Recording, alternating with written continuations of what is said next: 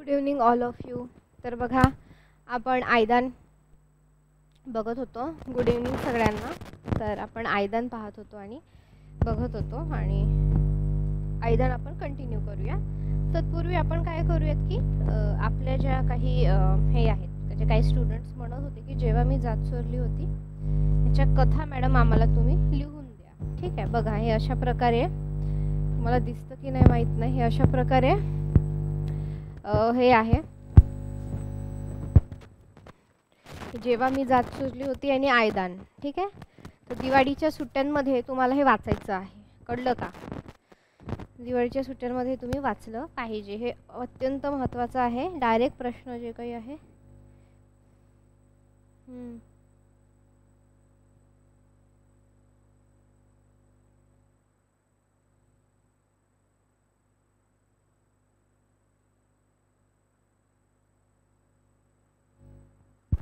ठीक आहे.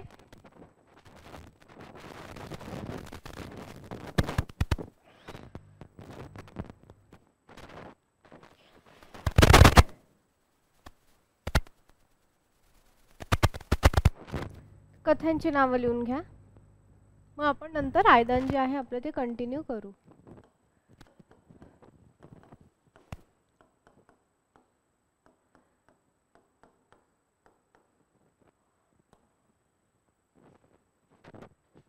जेव्हा मी जात चोरली होती.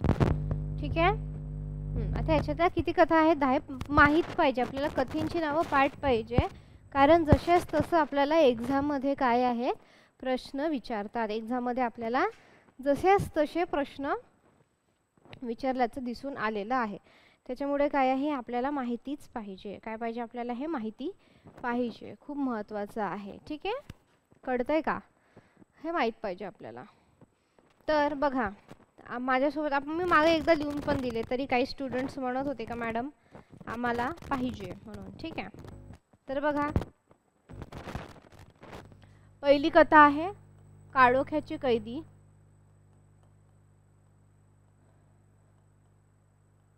काळोख्याची कैदी. ठीक आहे. दुसरी आहे गुंड.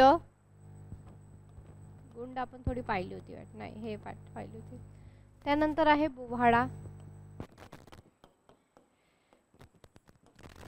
चौथी आहे वाटेवरची.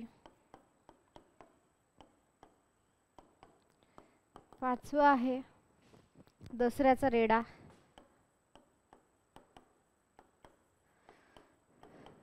सहावा आहे वानर. वानर आपण बऱ्याचदा विसरून जातो. वानर. पेसूक. स्पर्धा. विद्रोह.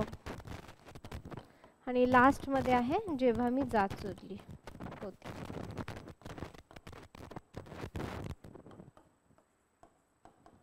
आणि इथं उद्गार चिन्ह आहे बरं का. कथेला उद्गार चिन्ह आहे. शीर्षकाला उद्गार चिन्ह नाही. हे लक्षात ठेवायचं आहे. पुस्तकात जरी दिलं असलं तरी ही सुधारणा आहे. ही सुधारणा आपल्याला माहिती पाहिजे. याच्यामध्ये उद्गार चिन्ह नाही आहे पण याच्यामधली जी कथा आहे त्याच नावाची तिला उद्गार चिन्ह आहे. हे आपल्याला लक्षात ठेवायचं आहे. काय? काळोख्याचे कैदी, गुंड, बोभाडा, वाटेवरची, दसऱ्याचा रेडा, वानर, पेसूक. पेसूक, स्पर्धा, विद्रोह, जेव्हा मी जात चोरली. पाठ करताना मग परत असं आठवून बघायचं की काय आहे. काळोख्याचे कैदी म्हणजे ऑर्डर मागे पुढे झाला तरी चालतो. काळोख्याचे कैदी, गुंड, वाटेवरची, पेसूक, स्पर्धा, वानर, बोभाडा, जेव्हा मी जात चोरली होती. अजून कोणतं? अजून दोन कोणते? विद्रोह, दसऱ्याचा रेडा. विद्रोह, दसऱ्याचा रेडा. ठीक आहे. हे आपल्याला माहीत पाहिजे. ठीक आहे. तर चला आपण आपलं आता आयदान जे काही आहे आयदान सुरुवात करूया. सुरुवातीचा काही भाग घेऊ नंतर आपण थोडं एक्सप्लेनेशन बघूयात. आणि हे बघा आता दिवाळीमध्ये साधारण तुम्हाला चांगल्या आठवडाभर सुट्ट्या असेल किंवा साधारण 5-6 दिवस सुट्ट्या असेल तर याच्यामध्ये निदान 1-2 तास तरी काढा अभ्यासाला. थोडे हे जे तुमचे साहित्यकृती आहे ते वाचायला थोडा वेळ काढा तुम्ही. हे अत्यंत महत्त्वाचं आहे, वाचायला वेळ काढणं हे महत्त्वाचं आहे. कारण आता परीक्षा तोंडावर आहे, नेटचं जे काही आहे आपल्याला आलेलं आहे सिलेबस, ठीक आहे. त्यामुळे तुम्ही जो काही आहे तर तो हे काढणं महत्त्वाचं आहे तुम्हाला. काय म्हणू शकतो आपण, साहित्यकृती जे काही हे वाचायला तुम्ही काढा, कारण वेळ खूप कमी आहे. नेटची तारीख आलेली आहे, तुम्ही नेटचं पाहिलं आहे का? नेटच्या तारखा आलेल्या आहे डिसेंबर महिन्यामध्ये साधारणतः जी काही आहे तर ती परीक्षा आपल्याला होणार आहे. तर त्याच्यामुळं तुम्हाला व्यवस्थितपणे त्या गोष्टी तुम्हाला तिथे करायच्या आहेत अगदीच, ठीक आहे. समजलं इथपर्यंत?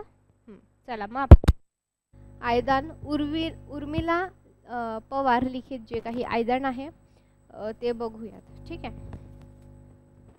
तर आपण पाहिलं होतं की त्यांची जी काही कोकणी जे काही संस्कृती होती एकंदरीत, तर ते कोकणी संस्कृती कशा पद्धतीने होती, ती कशा पद्धतीने काम करत होती हे आपण पाहिलेलं आहे, ठीक आहे.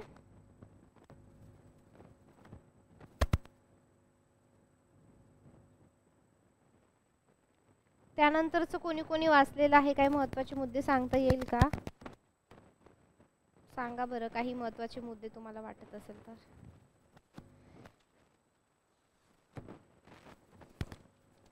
सांगा, ज्यांनी वाचलंय त्यांनी महत्त्वाचे मुद्दे सांगा.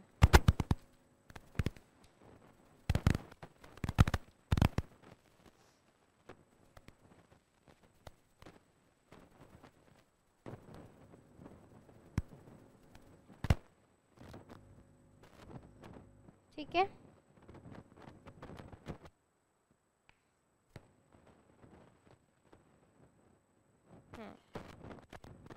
तर अशा प्रकारे आपण पाहिलं होतं की बायका जेव्हा तिथल्या कामाला जात होत्या तर आपल्या लेकरांना त्या काय करत होत्या, घरी ठेवून जात होत्या.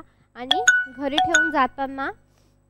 ठेवून जेव्हा जात होत्या तेव्हा शेजारणीकडे, कोणी आपल्या सासवांकडे, कोणी आईकडे, कोणी मैत्रिणीकडे, तर कोणी काही, ठीक आहे. तर मग ते जाताना सांगून जायचे की बाबा अशा अशा आमच्या लेकरांवर व्यवस्थित ध्यान दे. आणि लेकराबाकरांनाही सांगायचे की मी तुला खाऊ आणेल, मी तुला सुके बोंबील आणेल. अशा प्रकारे जे काही आहे त्यांचं जे कन्व्हर्सेशन आहे तर ते कन्व्हर्सेशन जे काही आहे ह्या पद्धतीने त्यांचं कन्व्हर्सेशन होत होतं, ठीक आहे.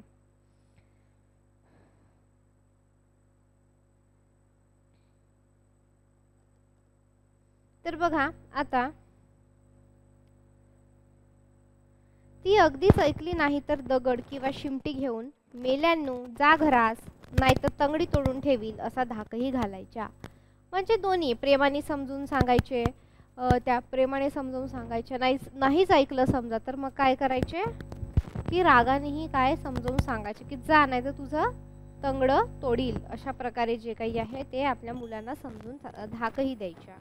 आता बघा काही पोरं त्या बायकांबरोबर आम्हाला परत शहरात आमच्या घरी निघाली बघून रडून एवढा गोंधळ घालायची की अख्खा गाव जागा व्हायचा. ते लहान मुलं आई वडील त्यांना सोडून जेव्हा कामाला जातात किंवा दुसऱ्या ठिकाणी जातात किंवा सुरुवातीचे बघा काही शाळेचे दिवस असतात, ते किती ओरडतात, किती रडतात की अख्खे लोक जमा करतात लहान मुलं. तर तशा पद्धतीने पोरांची कशी तरी निर्वानिरव करून बायका वाटेला लागायच्या. आणि मग का ग पोरग्यासनं बरं नाही, कधीपासनं शिक काय, अशी विचारपूस सुरू व्हायची. म्हणजे जर मुलांची तब्येत बिघडली तर ह्या प्रकारे जे काही संभाषण आहे की बा पोराला बरं नाही आहे का, ताप आहे का, काय आहे. मानेवरचं ओझ हलकं वाटावं, वाट लवकर सरावी म्हणून कसल्या कसल्या गप्पात त्या मन गुंतवायच्या. अर्थात रोज बोलून तरी काय बोलणार. मग एखादी एवढीशी गोष्ट सुद्धा खूप लंबी चौडी करून सांगायच्या. आणि आपलं दैनंदिन कामही वर्षानं जे काही आहे ऐकावायचं ते असं. म्हणजे कशा प्रकारचं म्हणजे काय आहे, जेव्हा आपण एखादी म्हणजे आपण साहित्य वाचतो मराठी साहित्य, ते असं बाकीच्या विषयांसारखं नाही असतं. त्याच्यामध्ये संवाद कौशल्य असतं, त्याच्यामध्ये काय असतं भाषाशैली असते, सुभाषितं असतात, अलंकार असतात, अशा अनेक गोष्टी असतात. तर त्या गोष्टींवर सुद्धा काय करायचं असतं, आपण आपलं लक्ष केंद्रित करायचं असतं, आपण आपलं लक्ष द्यायचं असतं, ठीक आहे.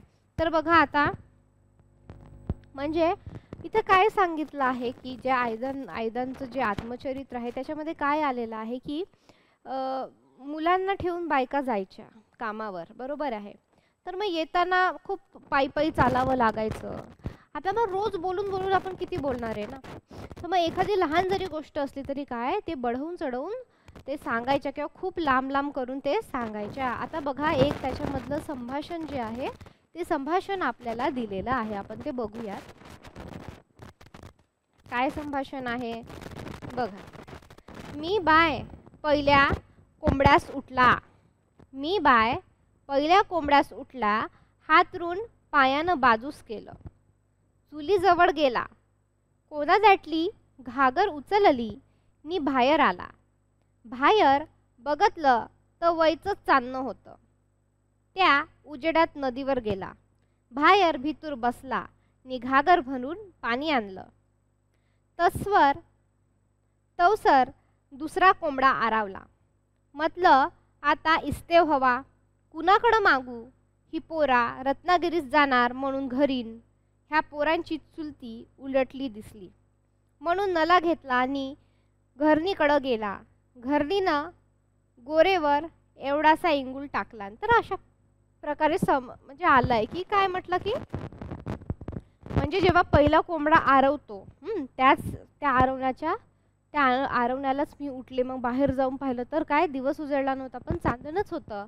आणि मग मी ठरवलं की आता इस्तो आपल्या सगळ्यांना माहीत आहे की इस्तो जो असतो तो पाहत होते वगैरे. तर अशा प्रकारचं जे संभाषण आहे ते इथं आपल्याला दिलेलं आहे. आणि तिकडची जे काही भाषा आहे ते भाषासुद्धा आपल्याला भाषा शैली जे काही आहे ते पाहावयास मिळते. कळलं तुम्हाला. म्हणजे काय की मग इस्तो मिळाल्यानंतर काय केलं की चूल कशी पेटवली, भाकरी कोरड्यास कसं गेलं, मांजरीच्या भीतीनं भाकरी शिंकेत कसं लपवून ठेवलं वगैरे हकीकत स्लो मोशन प्रमाणे सांगून संपेपर्यंत पांगडाची धार अर्धी पाव चढून झालेली असायची. त्या घाटीला पांगडाची धार का म्हणतात माहीत नव्हतं, पण ती अशी सुडक्यासारखी उभी असायची की चढण्याला खरोखर पांगड बनवायची. कदाचित म्हणूनही ते नाव पडलं असेल. घरोघरी एकच प्याला, तले तडीनाम सुधाकर होते. त्यामुळे नवऱ्यानं दारू ढोसून मारहाण केल्यानं दुखरं शरीर ओढत निघालेली एखादी असायची. कुणी विचारलं तर ठसठसत्या मनाचा निचरा करत तावातावानं बोलायची, अगं लागू दे मेल्याच्या तोंडास, रांडाच्या हात झडतील अशी सुरुवात करून दारूला पैसे दिले नाहीत, जेवायला लवकर वाढलं नाही किंवा घर खर्चाला पोराच्या आजारपणाला पैसे मागितले अशी कारण स्लो मोशनमध्ये पुढे यायची आणि त्यावर चर्चा करत शिव्या देत बायका जे काही आहे वाट कापायच्या. सुनांनाही अशी मारहाण जी काही आहे केली जायची. ठीक आहे. तर आता सुनांच्या बाबतीत प्रत्येक सासूच्या तोंडी एक वाक्य असायचं. मला त्याचा अर्थ तेव्हाही तरी कळला नव्हता, पण आज हसू येतं. सासू रागानं म्हणायची, रांड काय कुणास झाट्यानं तरी शिपत्याय असं वाक्य मुंबईला असणाऱ्या चाकरमानाच्या तोंडात वागणाऱ्या बायकांच्या बाबतीत ह्या बायका म्हणायच्या. रांडांचं काय गडदा तरी हालतोय. तर अशा प्रकारे जे काही आहे इथं आपल्याला ही वाक्य जी काही आहे म्हणजे त्या काळामध्ये असतील किंवा त्यांच्या अवतीभोवती सासू सुनांचं जे काही बोलणं आहे एकमेकींना ते ह्या प्रकारचं असायचं. असं काही बाही बोलत आम्ही घाटी संपवून मोकळ्या माडावर म्हणजे आसरा असलेला त्या आडच्या माडावर पोचलो की पायात भरून आलेले गोडे नाहीसे झालेले असले तरी आसऱ्यांची भीती वाटायची. इथं बायकांचे आवाज आणि बोलण्याचे विषय बदलायचे.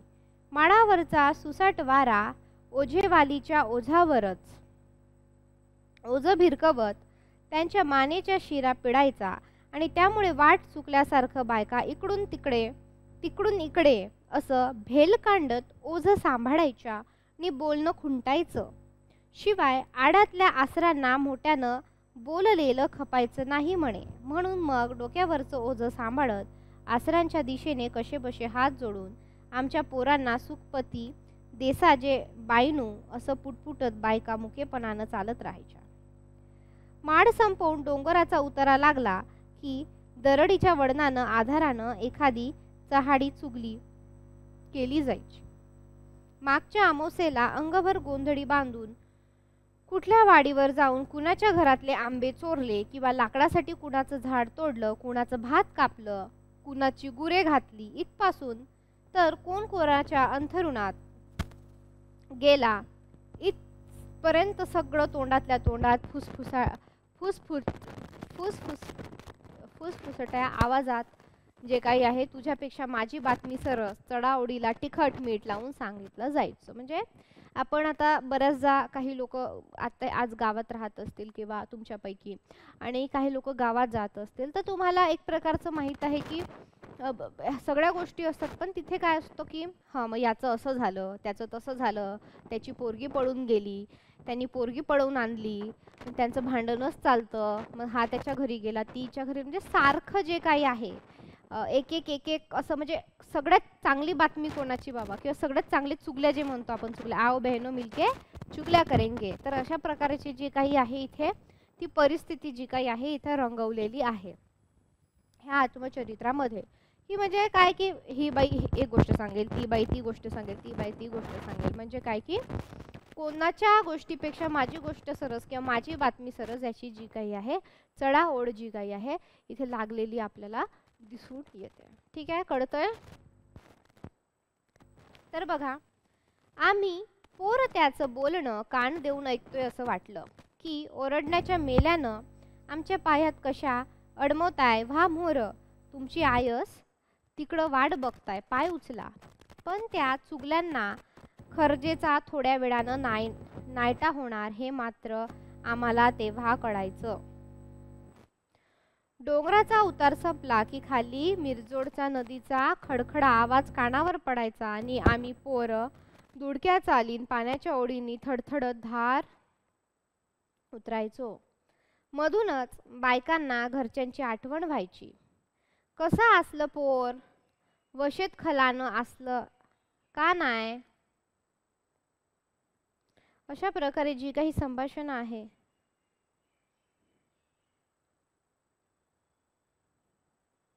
अशा प्रकारे संभाषण आपल्याला दिसून येते.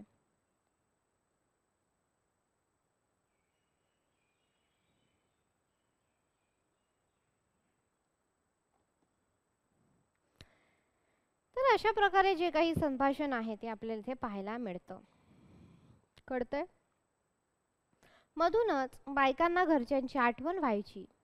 कसं असलं पोर, वशेत खलानं असलं का नाही. एखाद्या पोरकरणीची छाती भरून आलेली असायची. तिच्या छातीत उतारवराचे मोठमोठे दगड ओलंडताना अधिकच कडा येऊन दूध सांडायचं. तसं ते सांडलंच याचा अर्थ घरी आपलं मूल व्याकुळ होऊन रडतंय असं वाटून ती पोरकरीण स्पुंदून स्पुंदून रडायची आणि बाकी तिची समजूत घालायच्या. ग कशाला रडतेस. मागच्या खेपनं जरी बाजारात आली तेव्हा त्याच्या पोरग्यास दूध पाजलं होतंस ना. मग आता तुझ्या पोरग्यास ती नाही पाजणार, आणि नाही पाजलं समजा तरी गावात कोणतरी खिमटी बिमटी भरविलीच ना.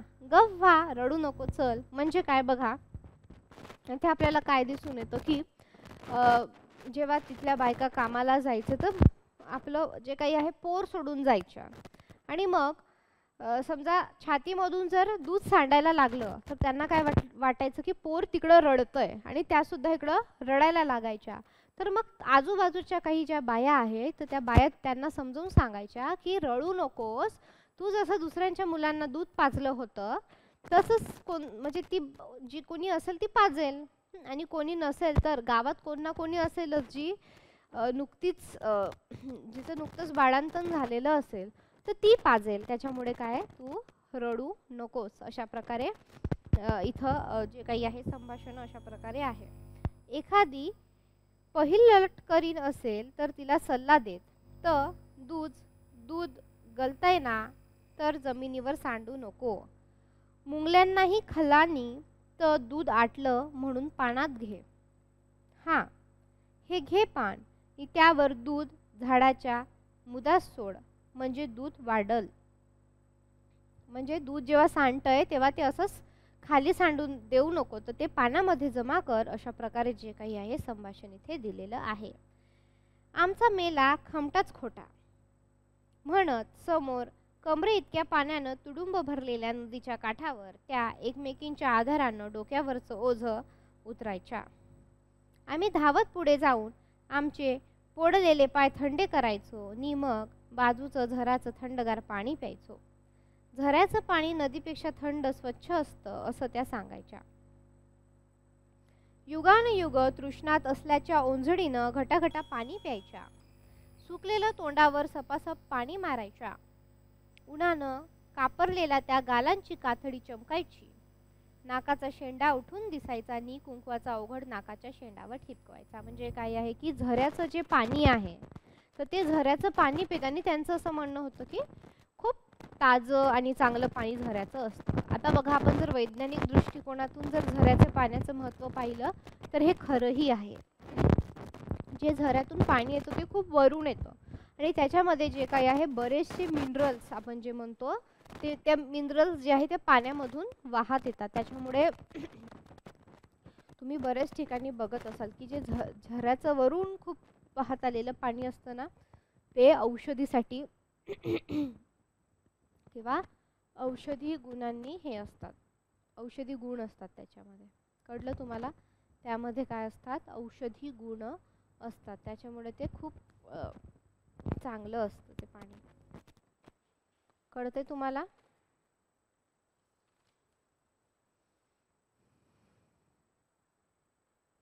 तर मग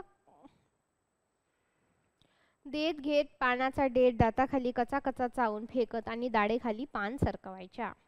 चला रे पोरांनो, अजून एक घाटी चढायची आहे. हगया मुतया झालं असलं तर हागून मुतून घ्या, नाहीतर घाटी चढताना चरडेत हागाल बिगाल असं म्हणून हसायच्या आणि चेष्टा आणि आमची चेष्टा करायच्या. म्हणजे आता डोंगरावर चालताना काय झरे लागायचे, ते छान पाणी प्यायच्या, तोंडावरून पाणी घ्यायच्या, फ्रेश व्हायच्या आणि काय म्हणायच्या की ज्यांना हगायला आणि मुतायला आलं त्यांनी इथंच करून घ्या, नाहीतर डोंगर चढता चढता काय कराल, चड्डीमध्ये हागाल. तर अशा प्रकारची जी काही चेष्टा आहे तर हे आयदान ह्या आत्मचरित्रामध्ये आलेली आहे. तर आमची चेष्टा करायच्या असं लेखिका उर्मिला पवार आपल्याला म्हणतात. ठीक आहे.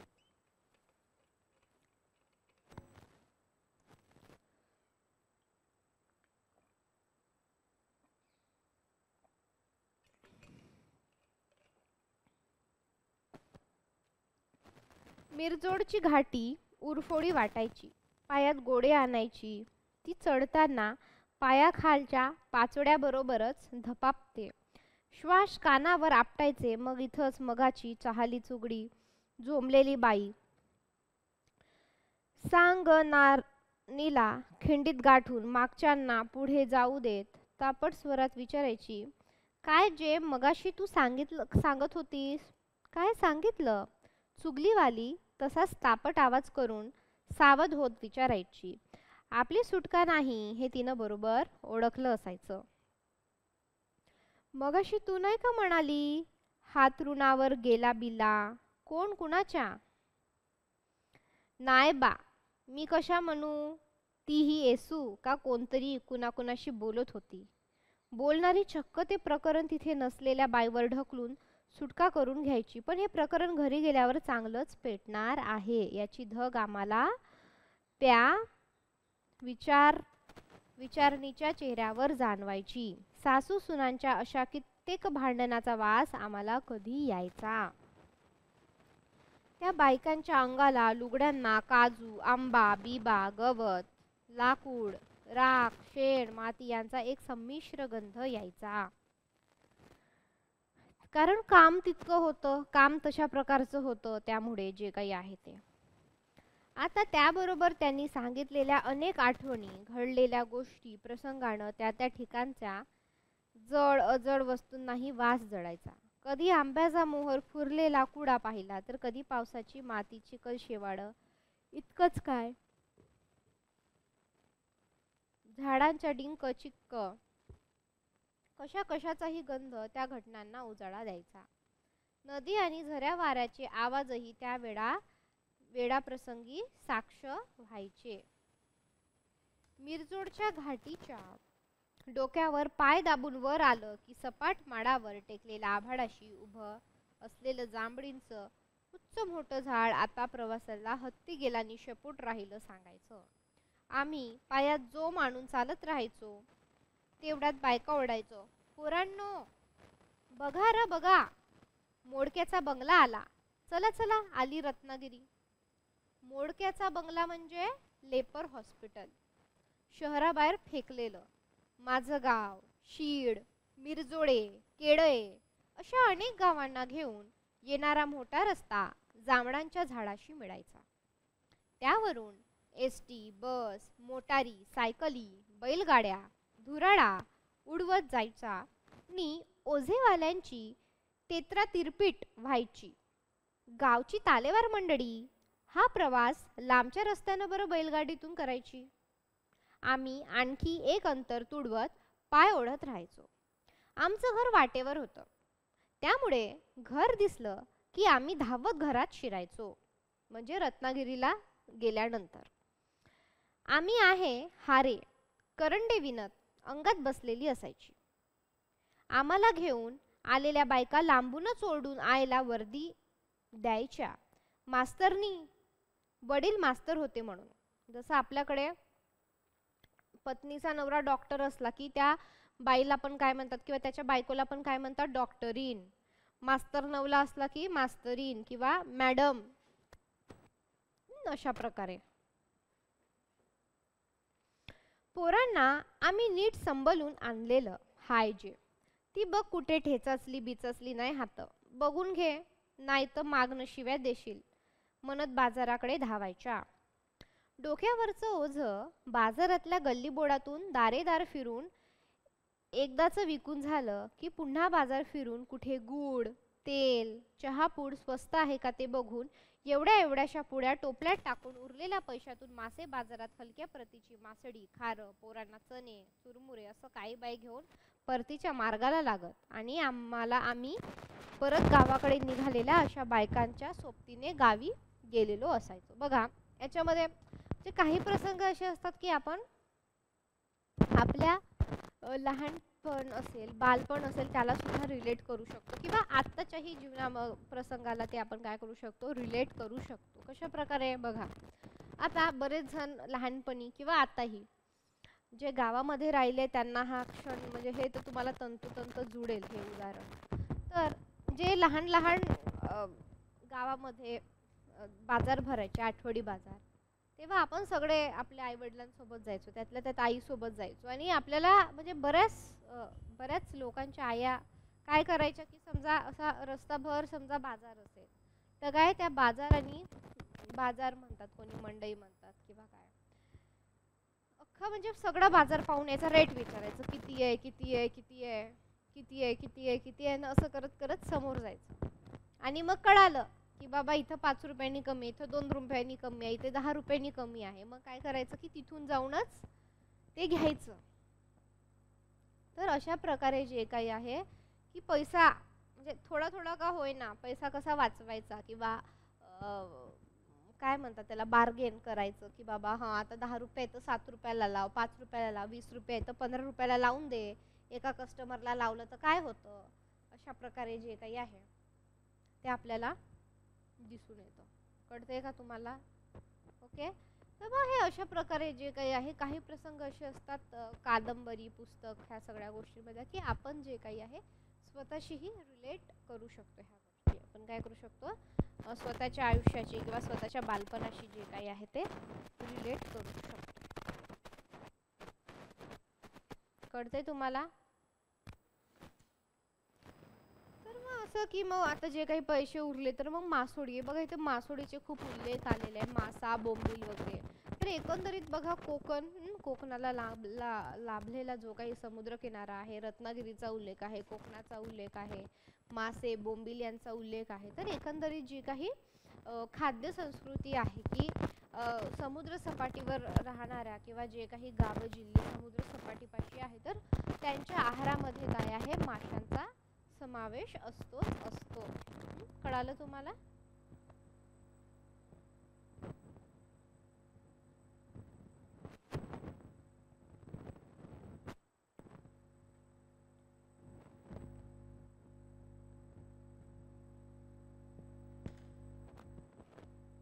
नंतर बघा.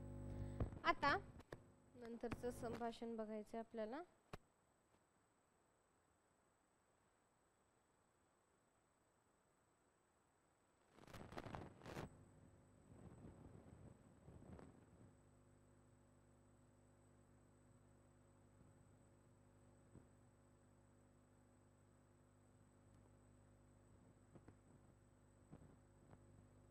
तर तुम्हाला अजून काय काय म्हणजे आता हे जे तुम्ही आयदान वाचलं असेल, अगोदर ऐकलं असेल किंवा जे काही वाचलं असेल त्याबद्दल तुम्हाला काय काय वाटते सांगा बरं. चला.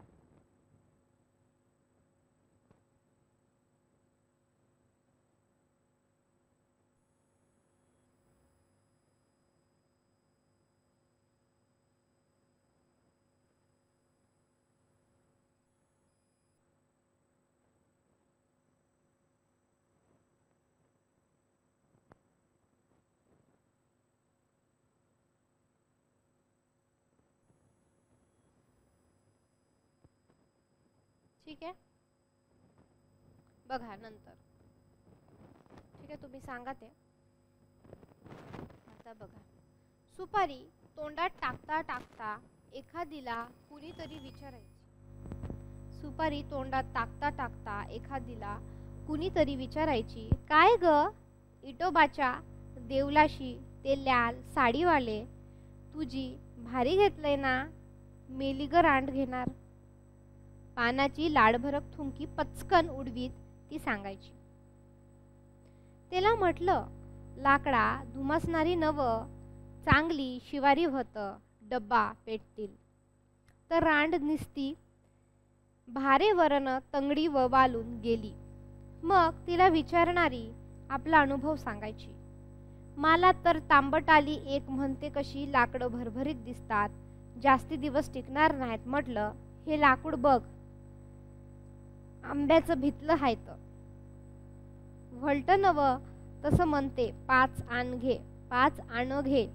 जसं आता आपण 1 रुपया 2 रुपये वगैरे, आता 8 आणे तर बंद झाले, तेव्हा 5 आणे घे अशा प्रकारे म्हटलेलं आहे. म्हटलं, रांडवा चुलीत घाल तुझं पैसं, नि बघ जा पेटतात काय तर. ह्यावर सगळ्या हसायच्या. अर्थात गिऱ्हाईकाला त्याच्या तोंडावर शिव्या दिलेल्या नसायच्या. मग दुसरीला स्फुरण येत ती म्हणायची, तसाच एक जून माझी वरंड इचारित होता. 7.5 आण देतो म्हटलं होतं. पैसं बेलाच्या पुड्यात घाल जा, नि बघ बैल खातो का. तिसरीचा अनुभव गिऱ्हाईकाचं अज्ञान उघड पाडायचा. ती म्हणायची, गाडी तलवार मी वरड नेली, तेवढ्यात दोघं बापय आलं. वरड कशी असं विचारली नि बोलती व्हाल. मी म्हटलं, वरड घेता हाय ना, मला डोईवर लय वज झालंय. म्हणजे डोईवर वज झालं म्हणजे डोक्यावर मला ओझं झालंय बाबा असं. तसं म्हणाल, टाक खाली. वरड खाली टाकली, तसं लागलं उचलून बघायांनी. म्हटलं, वरड लय हलकी हाय, तुला जड कशी झाली. म्हटलं, आम्ही लांबीसन 2-3 घाट्या चढून येताव, आम्हास जड नाही होईल. तुम्ही जाग्यावर उचलताव हाय, तुम्हास हलकीच लागणार. ह्या बोलण्यावर चौथी उचलून म्हणायची, आमचं चिव्याचं चेप उचलून घे म्हणावं. मी बघ कशी गांड फाटते ती. ह्या सगळ्या खुखू करत हसायच्या, पण त्या हसण्यामागे त्यांच्या उपशीत जगण्याची सल असायची. बघा, आणखी एखादा अनुभव माझ्या बालबुद्धीच्या पलीकडे असायचा. म्हणजे लहान मुलांना ते शब्द, ते विनोद जे काही आहे, ती मस्करी जी काही आहे ती समजायची नाही. ठीक आहे. आणखी एक अनुभव बघा. माझी वरंड मी गाडी तलवार उतरली, तर एक मेला धोतर नेसलेला म्हातारा आला नि सारखा डोला मारीत गवत रापून बघायला लागला. त्याला म्हटलं, रापतोस काय. मी त्यात दलपाची गटली बिटली नाही दळवायला, हा निस्ता भाताचा पेंडा हाय. गुरा पेंडीसारखा खातील, तुला घ्यायचं असेल तर घे. तर त्या मेल्यानं पटकन धोतर बाजूला करून नाक दावलान. मेल्याच्या हुरडेवर लात मारून दात पाडणार होता. पर मेला गांडीस खोट लावून पळाला. पळाला म्हणजे पळाला. इथं त्या सगळ्या जणी त्या थेरड्याच्या मग कोरसमध्ये लाखोली व्हायच्या. कोरस म्हणजे काय, समजा एखादं गाणं म्हणतोय.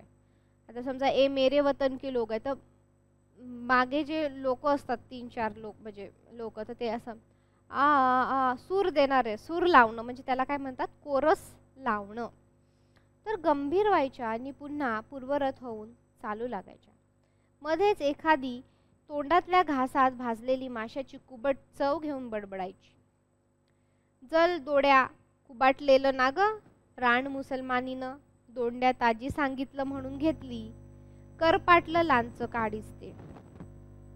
एखादीला आठवण व्हायची, मी 2 आण्याचं गोड तेल मागितलं. गोड तेल म्हणजे आपण जे खातो ते तेल, ज्याच्यामध्ये आपण स्वयंपाक बनवतो त्याला गोड तेल म्हणतात. गोड तेल, गोड म्हणजे गोड नाही, गोड ड वर जास्त त्याच्यामध्ये काय असतो, विराम असतो. गोड, गोड तेल, गोड तेल असं. गोड तेल मागितलं आणि एकाच आण्याचं दिलान. एक आण्याचं गोड तेल. हाय हाय ग, असं कसं मेल्याने मला फासवलं, कशी मी रांड फसला. मग अख्ख्या रस्ता ती चुटपुटत स्वतःला शिव्या देत राहायची की बाबा, म्हणजे तिने काय केलं की 2 आणे दिले आणि तिला तेल कितीचं मिळालं, 1 आण्याचं. आणि मग ती थोडी समोर आली आणि तिला ते लक्षात आलं, वजनावरून असेल, बघून असेल, काय असेल, तर मग ती स्वतःलाच दोष देत काय आहे, पुटपुटत जी काही आहे ती घरी जात गेली. मग तेवढ्यात पुढे जाणारीला मागची ओरडून सांगायची, ग तुझ्या हाऱ्यातली चण्याची पुडी कावला पलवताय बघ. मग ती हारेवाली दोन्ही हात वर करून ते हलवत चवड्यावर जागच्या जागी नाचायची. असं मग कावडा कुणाच्या हारातला मासा पडवायचा तर कुणी घेतलेल्या माशाचं काळीच. ग तुझं काळीच कावल्यानं पडवलान बघ. अशी हाकाटी व्हायची नि सगळ्या हसायच्या. म्हणजे काय की मासे असायचे हातामध्ये आणि कावळा वगैरे उघड्यावर असायचं किंवा काय ते पडवायचे. तर मग असे सगळेजण चिडवायचे की बघ तुझं काळीच नेलं. म्हणजे काय की बाबा, ज्या काही प्रिय वस्तू असतात किंवा ज्या आपल्या जवळ वस्तू असतात ते कसं बऱ्याच लोकांना खूप प्रिय असतात आणि प्रिय असल्यामुळे काय की त्याला एक प्रकारचे काळजाची जी काही उपमा आहे तर ती दिल्या जायची. मग बाकी सगळे ते मैत्रिणी किंवा ज्या काही सख्या असायच्या ते बघ बघ तुझं काळीच पळवलं, अशा प्रकारे ते म्हणायच्या. कधी कधी पाठीमागून येणाऱ्या कुडवाळणीचा घोटाळा आमचा स्पर्श होणार नाही अशा बेतानं आम्हाला वळसा घालून पुढे जायचं. ते लक्षात येऊन खूप दूर गेल्या की आमच्यातली एक जण उचलून रागानं म्हणायची, ह्या बघा सौलेवानी कशा लांबनं लांब गेल्या, जसं काय भटणीच जातात हाय. ह्यावर दुसरी हमखास म्हणायची, ह्याच्यातले एके कुलवाडींच्या नेसनात 8 दिवस कुसलेलं फुरसं होतं नि ह्या आम्हास सवलं दावताय हाय मेल्या. मग आणखी कोण कशी सवलं दाखवते नि बुरशी राहते त्याची चर्चा व्हायची. नि खसखस पिकवत सगळ्या चालत राहायच्या. मध्येच घरच्यांची आठवण काढायच्या. आजारी पोर कसला असलं, बारक्या पोरास दूध पाजलं असलं का नाय, दारुड्या नवऱ्यानं पोराला मारलं तर नसलं. तर अशा शंका जे काही आहे त्या शंका चालायच्या. आता ह्याच वाटेवर आमच्या घरातल्या पूर्वपार चालत आलेल्या घडलेल्या अनेक गोष्टी ज्या काही आहे बायका आम्हाला सांगायचं. जसं की बघा, तुम्ही पुष्कळदा अनुभव घेतला असेल की तुम्ही असं समजा बायकांच्या घोडक्यात जाऊन बसल्या किंवा तुमच्या आई आजीच्या मध्ये जाऊन बसले कधी, ते सांगायचं की आमच्या काळी असं व्हायचं, तेव्हा असं झालेलं, माझं लग्न असं झालेलं. मग मी काय केलं की माझी देर होती, जेठानी होती, तर आमचं पटत नसायचं, मी बाहेर पडली किंवा आम्ही असं करायचो, आम्ही असं खायचो, तसं राहायचो, आम्ही आधी तिकडे राहायचो, हे जुनं घर आहे, हे नवीन घर आहे. अशा प्रकारे जे काही आहे ते सांगणं आणि ह्या सगळ्या गोष्टी. आमच्या खापर पंजोबाची एक विलक्षण गोष्ट आम्ही त्यांच्याकडून ऐकली. खापर पंजोबा खरं तर आमच्या वाडीचा मूळ पुरुष कोण तो एक होता. त्या बायका घाटी डोंगर चढता उतरत्या शिव्या द्यायच्या. त्या मूळ पुरुषांचे एकाचे 21 झाले आणि त्याचा वंशवेल वाढून पुढे आम्ही वाडी झाली. त्या वंशवेलीतला हरी नावाचा माणूस जो माझा पंजोबा होता तो पुण्याला इंग्रजांच्या सैन्यात होता. एकदा तो गावात आला आणि त्यांनी पराक्रम केला. आता हे कोणाची गोष्ट सांगतात आहे? खापर पंजोबा. कोणाची गोष्ट सांगतात आहे? खापर पंजोबा. तुम्हाला आता हे जेव्हा आपण आत्मचरित्र बघतो तर थोडं मधातलं तुम्हाला इथे लक्ष द्यायची गरज आहे. ठीक आहे, की म्हणजे नेमकी भाषा शैली कशी आहे, भाग कोणता आहे, आशय काय आहे नेमका. तर ह्या ज्या काही सगळ्या गोष्टी आहेत ह्या सगळ्या गोष्टी खूप महत्त्वाच्या आहेत. ठीक आहे, अशा प्रकारे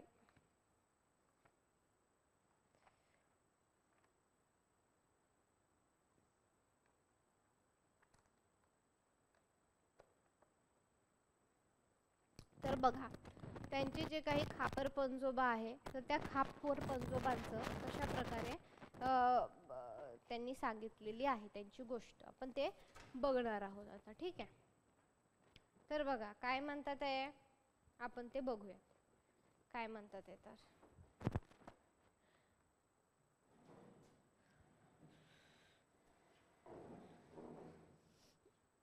ठीक आहे, तर बघा झालं होतं असं की तेव्हा महाराज आंभारांची लग्न पूजा वगैरे विधी भट मंडळी करत असेल. म्हणजे त्या काळातही आणि आजही आपण बऱ्याच ठिकाणी बऱ्याच जातींमध्ये असं भटांकडून लग्न जी काही आहे होताना पाहतो. पण हे विधी भटजी प्रत्यक्षात महारवाड्यात येऊन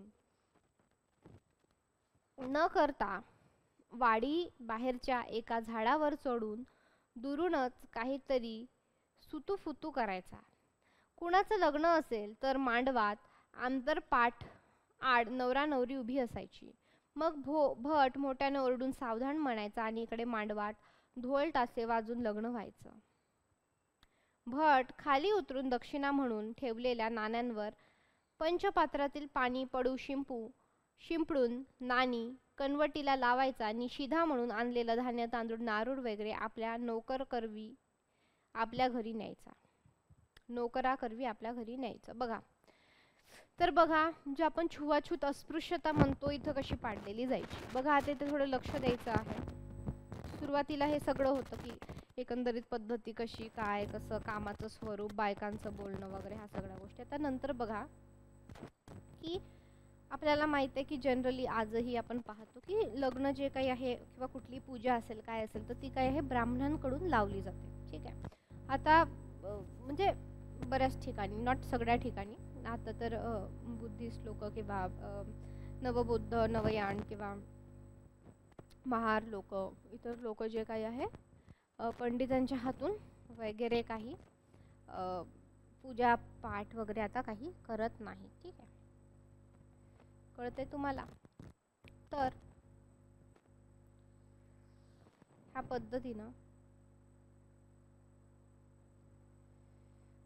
तर तेव्हा समजा त्या काळामध्ये समजा लग्न लावायचं असेल महाराचं सांभारायचं तर काय व्हायचं की आधी म्हणजे समजा दुसऱ्या जातीचे वगैरे इतर कोणते वर्णातले असले तर काय त्यांच्या घरी जाऊन वगैरे लग्न व्हायचं. तर मग भटजी यायचे पण ते घरात यायचे नाही. तिथं कुठेतरी मोठं झाड असेल तर त्या झाडावर काय करायचे ते चढायचे उभे राहायचे आणि तिथूनच काय करायचे वरून काय करायचे अक्षदा जे आहेत आपल्या ठीक आहे अक्षदा काय करायचे ते टाकायचे. काय करायचे अक्षदा टाकायचे. कळते तुम्हाला.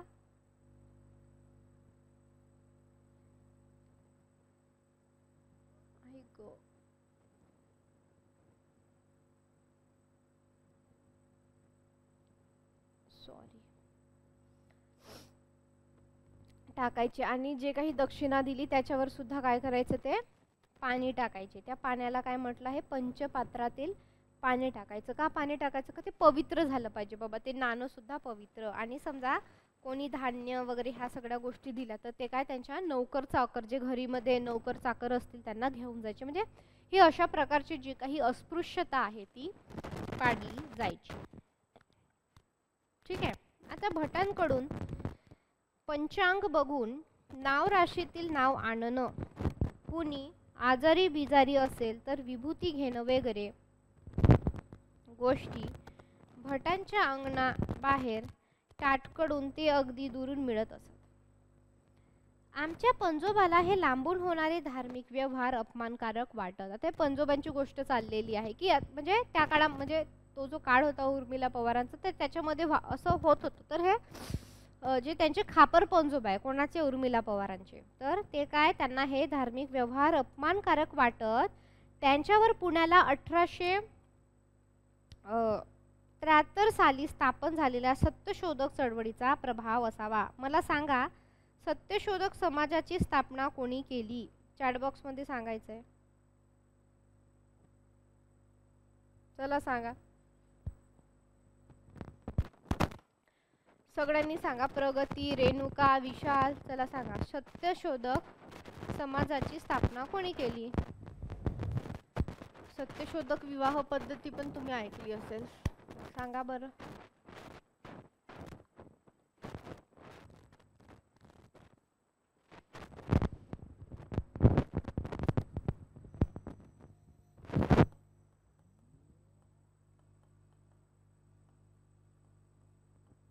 सत्यशोधक पद्धतीने आजही विवाह लावले जातात, केले जातात. सांगा सत्यशोधक विवाहाची स्थापना कोणी केली?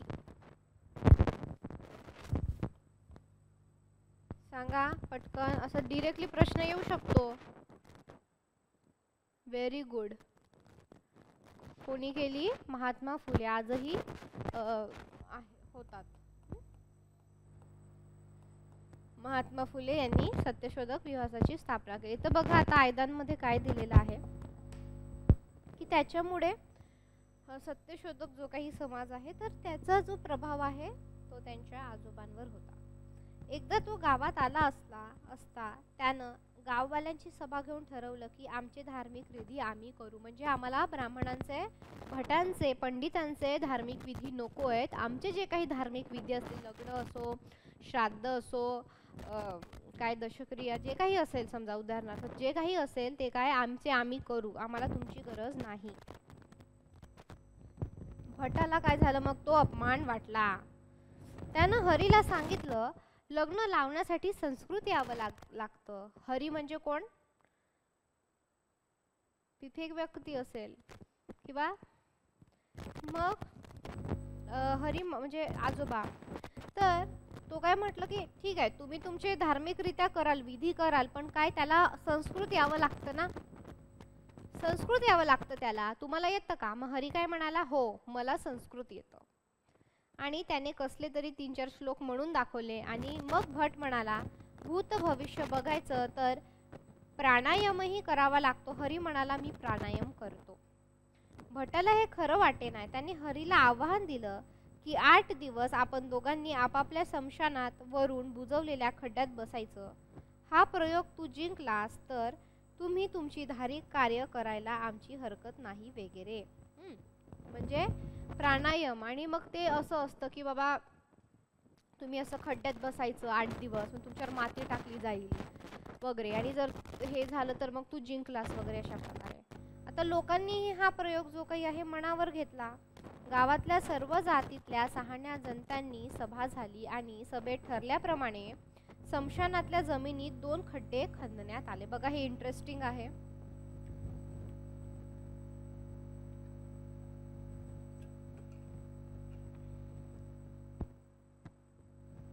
तर काय 2 खड्डे जे काही आहे ते खणण्यात आले.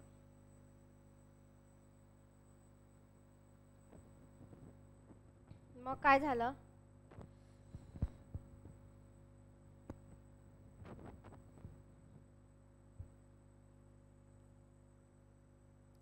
त्या दोघांना म्हणजे ब्राह्मणाच्या मसनवटीत भटाला आणि महाराजांच्या स्मशानीत हरीला वेगळं वेगळं बसवून खड्ड्यावर फळ्या टाकून ओल्या मातीनं खड्ड्याचं तोंड बंद केलं. म्हणजे खड्डे खणले, नंतर दोघांना एक भटाला बसवलं आणि हरी म्हणजे उर्मिला पवार यांचे खापर पंजोबा, त्यांना दोन्ही गड्यात बसवलं आणि वरून काय केली, माती टाकली, म्हणजे बुजवलं. ठीक आहे, कळतंय तुम्हाला इथपर्यंत? म्हणजे ब्राह्मणांच्या मसनवटीत भटाला आणि महारांच्या मसनवटीत हरीला वेगळं बसवून खड्ड्यावर फळ्या टाकून ओल्या मातीनं खड्ड्याचं तोंड बंद केलं. फक्त आत दूध सोडायला तोट्या होत्या. प्राणायामाच्या त्या अघोरी प्रकाराला पोलीस पहाराही होता. पोलीस सुद्धा आली होती बघायला आणि बत्त्या टेंबे लावून लोक पहारा देत होते. आणि असं बायकांनी सांगितलं, म्हणजे काय की 8 दिवस काही न खाता फक्त काय बाबा दूध असेल, पाणी असेल, तेच तुम्हाला ते मिळेल. म्हणजे तुम्हाला समजतंय का मी काय म्हणतेय? बघा असे हे बघा, भट समजा आणि हा हरी. ठीक आहे, तर मसनखाई किंवा मसनवाटीमध्ये असे 2 खड्डे जे काही आहे खोदण्यात आले. मग याच्यामध्ये हे बसले, याच्यामध्ये हे बसले आणि मग वरून काय केली, माती टाकली, वरून माती टाकली आणि मग याच्यातून अशी एक लहानशी नळी सोडण्यापुरती जे काही आहे, तर काय बाबा त्याच्यातून दूध जे काही आहे दूध देता येईल जगण्यासाठी. आता 8 दिवस राहायचं म्हटल्यावर काय जगण्यासाठी लागणार ना दूध वगैरे, ह्या सगळ्या गोष्टी. तर मग काय झालं बघा, आणि मग याला पोलिसांचा पहारा वगैरे ह्या सगळ्या गोष्टी होत्या. 5व्या दिवशी भटांच्या तोटीतलं दूध वर आलं आणि भटाला मरण आलं आणि हरी जिंकला. म्हणजे काय, भटजी मरण पावला आणि हरी जो आहे, हरी जे काही खापर पंजोबा उर्मिला पवार यांचे, तो जिंकला. त्या दिवसापासून आमच्या फणसवडे गावासह 9 गावांचा केळये महालातले धार्मिक विधी उगर निगर वगैरे करायची कामगिरी जी काही आहे हरीकडे आली. म्हणजेच काय, हरी महाराकडे आली. म्हणजे ब्राह्मणांकडून बघा ती कशी प्रकारे गेली. हरीला तेव्हापासून मसनगिरी बुवा हे नाव पडलं. त्यानंतर ती भटगिरी परंपरेने आमच्या घराण्यात पण आली आणि आमच्या घराण्यातले सगळे पुरुष आणि माझ्या वडिलांची एक आत्या फटी अक्का असं तिचं नाव होतं. फटी अक्का तिचं नाव होतं. ती हरीची मुलगी होती. त्यानं खवलेकर नावाच्या मिलिटरीतल्या एका तरुणाला फणसवड्यात आणून फटीचं त्याच्याशी लग्न लावलं होतं. तिची लग्न पूजा धार्मिक विधी वगैरे सांगत असे. तर आम्ही लहान असताना आम्हाला अशा तऱ्हेने पराक्रम केलेला त्या पंजोबाबद्दल अभिमान वाटायचा. आम्ही त्याची कथा कुणाकुणाला सांगायचो. पण आता त्या भटानं रूढी बिरलेस म्हणत आपला प्राण गमवला म्हणून खेदही वाटतो. म्हणजे रूढिकातील त्या भटांनी काय केलं, प्राण गमवला. म्हणजे काय, अहंकार जो काही आहे की त्याने विचारलं, हरी तुला प्राणायाम येतो का, तुला संस्कृत येतं का, आणि मग त्यांच्यामध्ये होड लागली. तर ह्या अहंकारापायी काय आहे, त्या भटाचा जीवही गेला ना. तर त्याचं सुद्धा वाईट वाटतं असं सांगतात. ठीक आहे, आणि त्या आठवणीचा रंग पारा उडालेल्या आरशासारखा जो काही आहे भेसूर भासतो. आता बघा, फणसवडे रत्नागिरी मार्गावर आमच्या गावातल्या बायका आम्हाला आमच्या आई बाबांच्याही अनेक गोष्टी सांगत. गावाची काय असते, हीच मजा असते. खूप साऱ्या गोष्टी इकडून तिकडून आपल्याला जे काही आहे ते ऐकायला मिळतात. त्या सांगताना त्यांचा आवेश आणि अभिनय जो काही आहे जोरदार असायचा. म्हणजे काय की एक प्रकारे अभिनय करून करून आणि ह्या ज्या काही सगळ्या गोष्टी आहेत तर त्या सांगितल्या जायच्या. आजही तुम्ही गावात गेले तर तुम्हाला असे किस्से, अशा ज्या काही गोष्टी आहेत तर त्या ऐकायला मिळतील. बघा काय सांगायच्या की त्या सांगताना त्यांचा आवेश आणि अभिनय काय आहे जोरदार असायचा. त्या घटना अगदी काल परवा घडला असं वाटायचं. आता वाटावं त्या शिकल्या सवरल्या असत्या, त्यांना संधी मिळाली असती तर त्यातल्या दोघी तिघी तरी उत्कृष्ट अभिनेत्री झाल्या असत्या. त्यावेळी आमच्या त्या तसल्या आडनिक्या गावात शाळा नव्हती. म्हणजे इतकं जे काही टॅलेंट आहे लपलेलं, फक्त काय संधी न मिळाल्यामुळे ह्या गोष्टी झालेल्या आपल्याला असं दिसून येतात. तर त्यावेळी आमच्या त्या तसल्या आडनिड्या गावामध्ये शाळा नव्हती, पण एक पंतोजी एका ब्राह्मणांच्या पडवीत ब्राह्मण जातीतल्या मुलांना शिकवायचा. आजोबा चिमाजी यांची आमच्या बाबांनी शिकावं अशी खूप इच्छा होती. त्यांची एक मुलगी, माझ्या वडिलांची मोठी बहीण रत्नागिरी शहराजवळ परटवणे गावात लग्न होऊन गेलेली. तिचा नवरा काय होता? हवालदार होता. ख्रिस्ती मिशनऱ्यांनी त्यांच्या घरात एक शाळा सुरू केली. धर्मांतरित महारांची पोरं त्या शाळेत जात, म्हणून त्या शाळेला बाटग्यांची शाळा असं म्हणत. का म्हणत बाटग्यांची शाळा? कारण धर्मांतर करून गेलेली मुलं तिथे होती. आजोबांनी माझ्या वडिलांना त्या शाळेत पाठवलं. बाबांचं लहानपणीचं लग्न झालेलं होतं. त्यांना त्या शाळेत शिकत असताना इंग्लंडला जाण्याची संधी मिळाली होती बाबांना, पण ती आजोबांनी फेटाळली. आणि त्यावेळी मिशनरी लोक घरी जाऊन आणि शाळांमधून ख्रिस्ती धर्माची जी काही प्रवचनं देत धर्मांतरासाठी प्रवचनं करत होतं. हे आपल्यालाही माहीत आहे की आधीच्या काळामध्ये जसं तुम्ही पाहिलं आहे तर त्याच्यामध्ये काय दिलेलं आहे की ख्रिस्ती मिशनऱ्यांचं हे काम होतं. जातीसाठी माती खावी या फुसक्या अभिमानामुळे फारसं धर्मांतर घडत नसे. बाबा अभ्यासात बरे होते म्हणून की धर्मांतरासाठी म्हणून कुणास ठाऊक, पण एक मिशनरी बाईंनी बाबांना इंग्लंडला नेण्याची तयारी केली होती.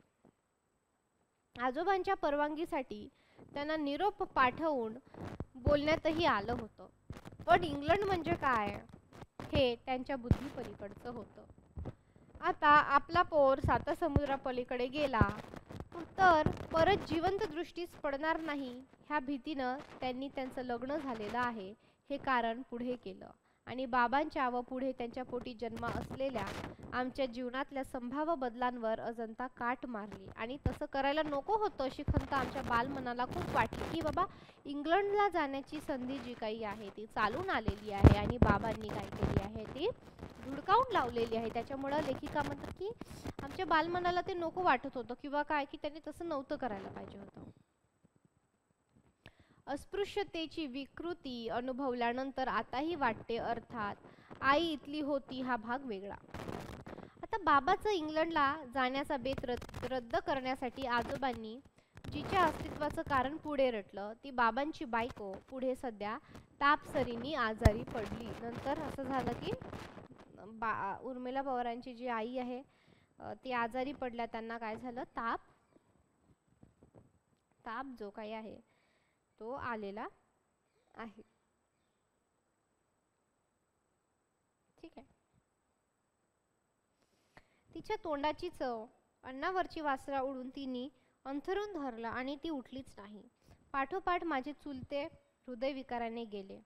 आजोबाही धक्क्यांनी वारले आणि माणसं अशी तडकाफडकी वारली की कुणाला वाघा वैराचं मूठ मारली अशी समजूत व्हायची. आमच्या घरातही तशी झाली होती. नी आमची आई आणि चुलती थोरली बाय संशयानं पछाडून वाडीतल्या कित्येकांना शिव्या देत होती. अंधश्रद्धेचा तो फेरा बाबांच्या मृत्यूनंतर फारच रंगला. म्हणजे नंतर काय झालं? चुलते वारलेत, नंतर आजोबा वारले आणि हे सगळं झाल्यानंतर काय झालं की नंतर त्यांचे वडीलही वारले. तर मग ह्याच्यामुळे काय झालं की एक असतं ना, तुम्ही गावात वगैरे बघितलं की बाबा कोणतरी काय केलेली आहे, करणी केलेली आहे, कोणतरी काय केलेलं आहे, जादू टोना केलेला आहे. तर अशा प्रकारच्या काय चर्चांना काय येतो? पूर येतो. म्हणजे बघा ना, समजा कोणाचं लग्न मोडलं किंवा कोणी सारखंच आजारी असलं किंवा कोणाचं तरी लहान मूल वारलं, कोणतरी म्हणजे एका पाठोपाठ एक वारले. जसं आपण तुम्हाला आठवतं का आपण शिवाजी बखर घेत होतो बघा, सभासद बखर. तर आपण ते सभासद बखर घेत होतो तेव्हा त्याच्या काही दिवसांनी काय झालेलं की काही महिन्यानंतर काय झालं की मासाहेब जे काही वारल्यानंतर त्यांचं हे वगैरे एक भटजी येऊन शिवाजी महाराजांना म्हणतोय की बाबा तुमचा जो पहिला राज्याभिषेक आहे तो चांगला झाला नाही, तुमचा जो काही पहिला राज्याभिषेक आहे तो चांगला झाला नाही, त्यामुळे काय की तुम्ही दुसरा राज्याभिषेक करा.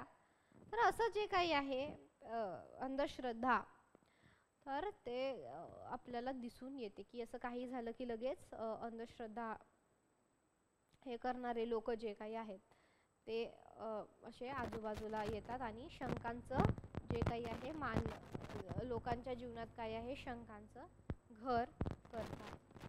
कळतंय तुम्हाला? इथपर्यंत कळालं व्यवस्थित?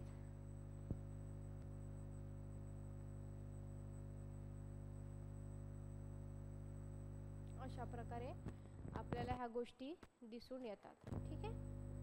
तर बघा नंतर मग उर्मिला पवार ह्या लेखिकेंचे काय वडीलही वारले. ठीक आहे.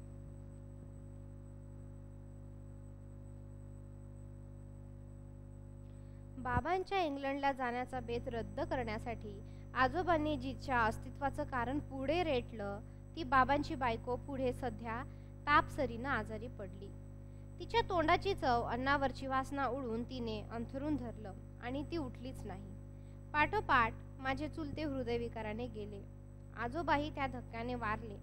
माणसं अशी तडकाफडकी वारली की अशा प्रकारचे जे काही संशय लोक मनात घालतात. आता बाबा 6वी शिकले नी सिनल टेकडीवर अस्पृश्य मुलांसाठी शाळा सुरू झाली होती. तिथे शिक्षक बनले. सिनल टेकडीवर तोंडेकर, कशरेकर, नाजीजकर अशा वेलांटी महार मंडळी राहत.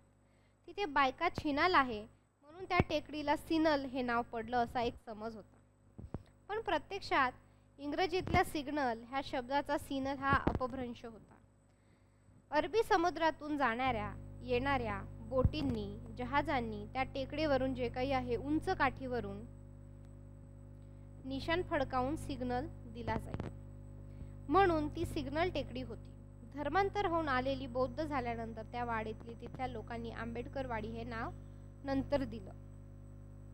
आमचे बाबा हुनरी होते. म्हणजे हुनर होतं खूप. हुनरी म्हणजे काय की टॅलेंटेड होते. खूप काय होते? टॅलेंटेड असे होते.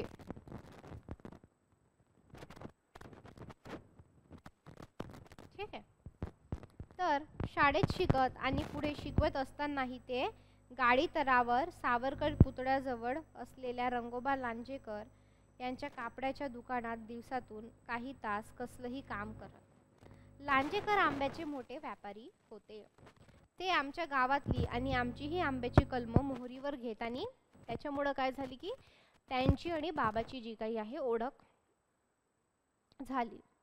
आता बाबांना पुन्हा लग्न करायचं होतं कारण माझ्या आईला हारे करंडे वगैरे आयदान करता येतात ह्या सर्टिफिकेटवर त्यांनी तिला होकारही दिला होता. पण माझ्या आजोबांनी आईच्या वडिलांनी अनेक गोष्टीमुळे त्यांना नकार कळवला. एक तर मुलगा बिजवर, दिसायला काळा सावळा नि पोरगी सकू गोरी गोमटी, त्यात तो तिच्याहून उंचीला कमी. हे नजरेआड केलं तरी बाडग्यांच्या शाळेत शिकला. सिनल टेकडीवर शिकवतो. त्यात त्याचं वलाटपट्टीत आडगावात घर नि आम्ही खलाटपट्टीचे. माझी पोरं समीनदारातला ताजा फडफडीत मासा खातेत नि हा सुकट खाणारा. म्हणजे काय की ताजे मासे आणलेले आणि हा पोरगा काय सुकट. म्हणजे कोणाचं कन्व्हर्सेशन चाललंय? उर्मिला पवार यांच्या आई आणि वडिलांचं की लग्न आधीचं जे काही होतं ते सांगत होते ते की मुलगा कसा आणि मुलगी कशी बाबा. तर माझी लेक मी ह्याला देणार नाही अशी बरीच कारणं आजोबांच्या गाठीला होती. आजोबा म्हणजे आईचे वडील दुसरे. म्हणजे आधी खापर पंजोबांबद्दल सांगितलं, आता हे आजोबांबद्दल. तर अखेर आईचा थोरला भाऊ विटू जो सैन्यात शिपाई होता त्यानं मध्यस्थी केली आणि त्यानं आपल्या वडिलांना समजवलं आणि ते लग्न जे काही आहे ते घडून आणलं. ठीक आहे. आता बाबा शिक्षक झाले तेव्हा आमच्या गावातली ब्राह्मणांच्या पडवीतली शाळा सुधारणा होऊन त्याच्याच अंगणातलं मांडवाखाली आली होती. त्या शाळेत गावातली भंडारा कुणब्यांची 5-6 पोरं बामण मराठ्यांच्या पोरांसोबत शिकू लागली. त्याचबरोबर पण अंगणाबाहेर माझे चुलत भाऊ गोविंद आणि बाबी वाडीतल्या आणखी एखाद दुसऱ्या पोरींबरोबर जाऊन बसत. शिक्षक ह्या पोरांना लांबून शिकवत. पाटी पाहत चुकलं तर ढेकूळ आणि डगर फेकून मारत.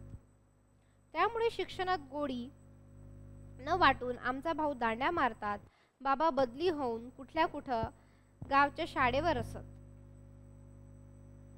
ते उठसूट सगळ्यांना शिका, शाळेत जा असं सांगित आणि घरी आल्यावर पुतणे शाळा चुकवतात असं कळलं की त्यांना काय करत, चिडून हानकावत चांगलं. तसे ते खूप मारकुटे होते. मारकुटे म्हणजे काय, खूप मारायचे. म्हणजे आमच्या इकडे काय म्हणतात, बत्त्या द्यायचे असे चांगले, हानकावत मारकुटे वगैरे अशा प्रकारचं. तर ते आमच्या पाठी सुद्धा काय सोलून काढत असत. तर एकदा त्या बाबीला धरून मार मार मारलं. त्याच्या आईला, थोरली बाईला भयंकर चीड आली. तिनं मग पिकवलेला लातंबा फोडला आणि त्याच्या लाल भडक फाका पोराच्या ढुंगणाला चोडून बोंब ठोकली की माझ्या पोराला चुलत्यानं रक्त हगेपर्यंत मारलं आणि त्याला रडायला, शिव्या द्यायला गावातले म्हातारे कोतारे चिडले आणि तेही बाबांना शिव्या द्यायला लागले. वडिलांनी त्या दिवसांपासून पुतण्याला हात लावला नाही. पुढे ते स्वतः जिथं असतील तिथं त्या शाळेत जाऊन नेऊन त्यांना बसवत असत. आता इथे काही काही गोष्टी आलेल्या आहेत बघा, की दलितांमध्ये एकाच ताटात जेवण्याची पद्धत होती. जसं तुम्ही पाहिलं असेल की मुस्लिमांमध्ये ही सुद्धा पद्धत आहे की सगळेजण काय करतात की एकाच ताटामध्ये बसतात जेवायला. एक तर पहिलं कारण होतं की पहिले ताटं नसायची ना तेवढी, आणि लगेच कामावर जायचं वगैरे, ठीक आहे, असं होतं. आणि त्याच्यामुळं काय की वेगवेगळी भांडी नव्हती, खूप दारिद्र्य होतं घरामध्ये. आणि त्याचं एक दुसरं जर आपण बाय प्रोडक्ट पाहिलं तर आता समजा 4 जणांची 4 भांडी वगैरे असं सगळं घासणार कोण, आणि ते परत नव्हतीच तर घासण्याचा प्रश्नच येत नाही. म्हणजे घासणंही वाचायचं, म्हणजे आपण असं बघू शकतो की वेळही वाचतो एका ताटामध्ये जेवलं तर, ठीक आहे, असं म्हणजे आपण विचार केला तर, ठीक आहे. महाराजांना जेवताना मोठमोठ्याने बोलण्याची सवय होती. कळतंय तुम्हाला? आपण हे बघणार आहोत आता. तर याच्यामध्ये ही जी काही अशी वर्णनं आयदांमध्ये आलेली आहे. तर बघा, तर तिथं अभ्यासात लक्ष लागलं नाही की माझी थोरली बहीण शांती अक्का मात्र वडिलांबरोबर राहून 4थी पर्यंत शिकली. ते करबुडे ह्या गावी बरीच वर्ष होते. तिथल्या मुलांचा फुकट शिकवण्या म्हणजे काय, ट्युशन. शाळेत जायला मुलांना प्रोत्साहन देत. आमच्या गावातली शाळा 4थी पर्यंत होती आणि तिथं मुलींना प्रवेश नव्हताच. वडिलांना परवतही नसायचं. अक्काला त्यांचे जाधव गुरुजी मित्र पर्यटनावर राहत होते आणि त्यांच्याकडे 5वी साठी त्यांना ठेवलं होतं. आता जाधव गुरुजींची 5-6 मुलं होती. त्यांच्याबरोबर शांती अक्का रत्नागिरीच्या स्कूल बोर्डातून शिकू लागली होती. सावरकरांच्या प्रेरणेनं भागोजी किरांनी बांधलेलं पतित पावन मंदिर ह्याच शाळेच्या वाटेवर होतं. त्या मंदिरात सावकाश स्पृश्य भोजनाचे कार्यक्रम राबवत. पर्यटनाची महार मंडळी तिथे जेवायला जात. आमचे बाबा तिथे गेले नाहीत. सावकार रत्नागिरीत होते तेव्हाच 1927ला डॉक्टर आंबेडकरांनी महाडला सत्याग्रह सुरू केला. बाबासाहेबांचा सत्याग्रह महाड येथे, महाडला कशाचा सत्याग्रह झाला सांगा बरं? 1927ला महाडचा जो महाड कुठे आहे? रत्नागिरीमध्ये आहे ना. तर हा जो सत्याग्रह झाला तो कशासाठी झाला सांगता येईल? सांगा बरं.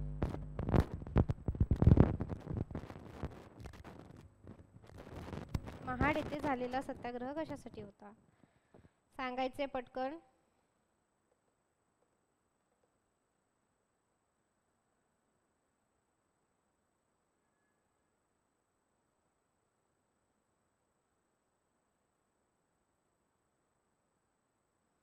सांगा.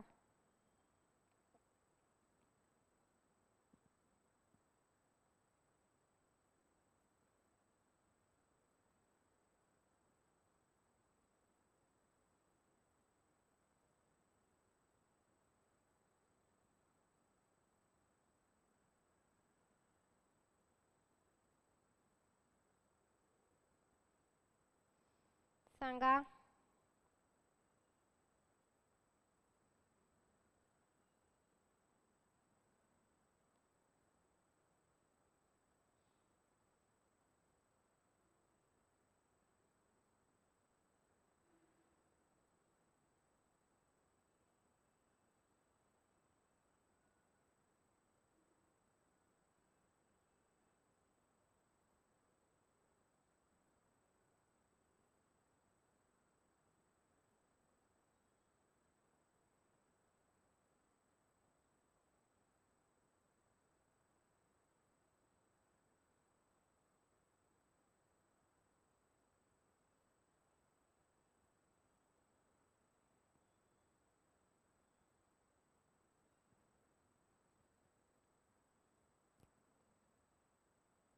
चला.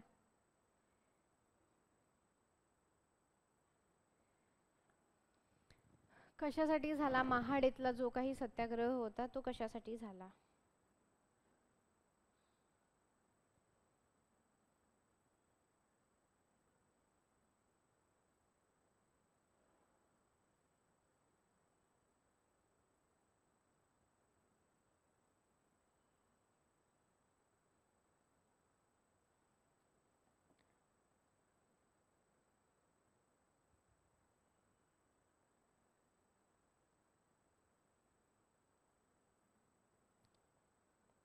बोला. हां, कशासाठी झाला? पाण्यासाठी झाला. लिहून घ्या. महाडेतील सत्याग्रह काय झाला? पाण्यासाठी झालेला आहे.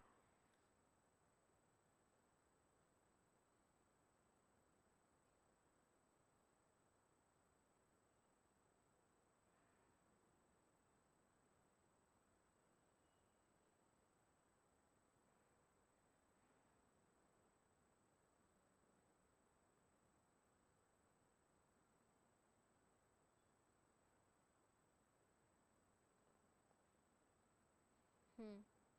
1927 लिहून घ्यायचंय.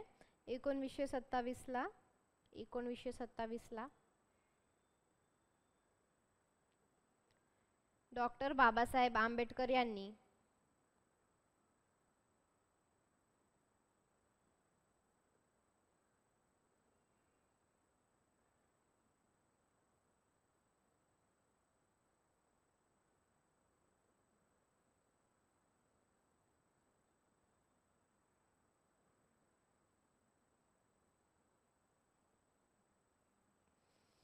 पाण्यासाठी झाला. म्हणजे तो एकंदरीत फक्त पाण्यासाठी नाही तर मानवी अधिकारांसाठी आहे.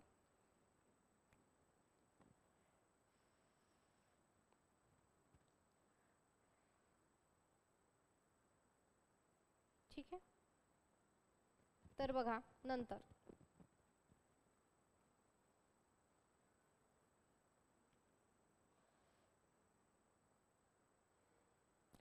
तर जाधव गुरुजींची 5-6 मुलं होती. त्याचबरोबर शांती अक्का रत्नागिरीतील स्कूल बोर्डातून शाळेत शिकू लागली होती. सावरकरांच्या प्रेरणेनं भागोजी किरांनी बांधलेलं पतित पावन मंदिर, म्हणजे तिथं सगळ्यांना प्रवेश होता असं, तर त्या मंदिरात सावकार स्पृश्य अस्पृश्य सहभोजनाचे कार्यक्रम राबवत. परपटणावरची महार मंडळी तिथे जेवायला जात. आमचे बाबा तिथे गेले नाहीत. सावरकर रत्नागिरीत होते आणि मग हे जे काही बाबासाहेबांचा सत्याग्रह सुरू झाला त्यातही आमचे बाबा गेलेले नसाय. सहभोजनाच्या पंक्तीत मोठमोठे बुंदीचे लाडू जिलेबी अशा पंचपक्वान जे काही आहे वाढत. आमची अक्का शाळेला दांडे मारून त्या गोडधोडासाठी हजेरी राही. शिवाय मांडवी भागातील सुर्वे कुटुंबातल्या श्रीमंत मुली तिथे वर्गात होत्या. त्याचबरोबर त्यांच्या बग्गीतून शांती अक्का फिरायची. परिणामी ती कशी बशी जेमतेम जे काही आहे 6वी पर्यंत शिकली. बाबांनी मग तिचं लग्न जे काही आहे करायचं ठरवलं. खरं तर बाबांनी शांती अक्केला, शांती अक्का म्हणजे कोण? लेखिकेची बहीण, शाळेनं घालावं, घरापासून दूर ठेवावं हे बाकी कुणालाही पसंत नव्हतं. सर्व बायका म्हणायच्या की पोरीच्या जातीला शिकवून काय करायचं हाय, चूलच ना फुकायची हाय, किंवा शाला शिकून काय शांती मास्तरीन होणार आहे का, भटीन होणार आहे.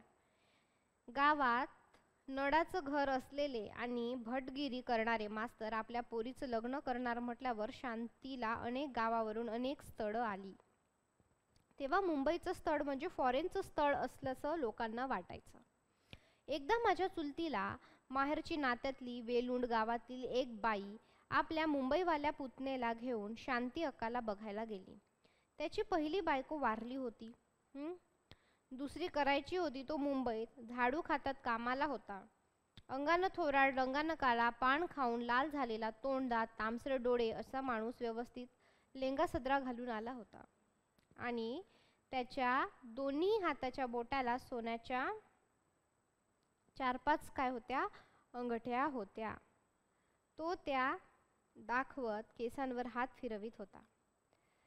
त्याची चुलतीच बोलत होती.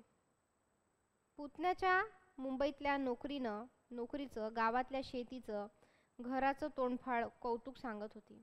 आमचे बाबा त्यावेळी कुठल्या तरी लांबच्या गावात शिक्षक होते.